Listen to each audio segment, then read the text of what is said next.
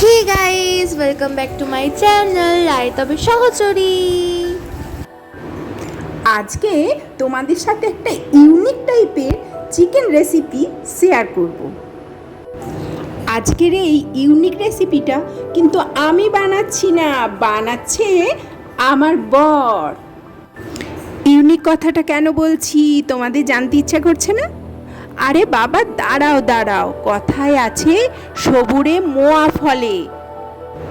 চলো বন্ধুরা, সবুর করতে করতে ঝটপট আমরা চিকেন রেসিপিটা দেখে নিই। প্রথমেই বলি, চিকেন ভালো করে ধুয়ে লেবু জলে 10 মিনিট ভিজিয়ে জল ঝরিয়ে রাখা আছে। তারপর টমেটো, লঙ্কা, পেঁয়াজ সেদ্ধ করে পেস্ট করে নিলাম।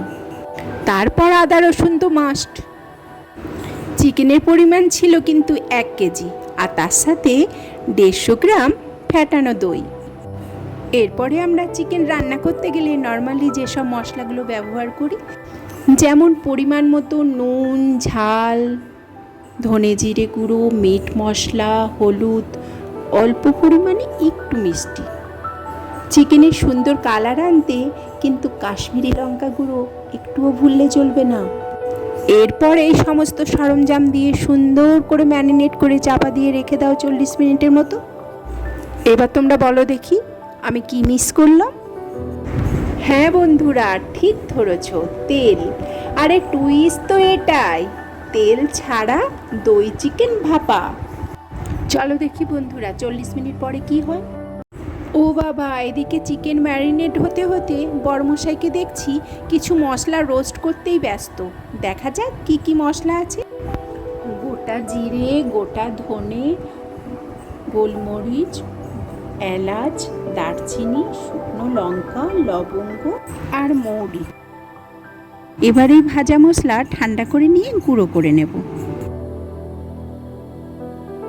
এবার ম্যারিনেট করা চিকেন দেয়া হলো কড়াই, বাকি রইল চিকেন কষার পালা। কি সুন্দর কালারটা হয়েছে না? কি জানি খেতে কেমন হবে, তেল ছাড়া চিকেন বলে কথা। এবার তো চিকেন কষা হয়েই গেছে।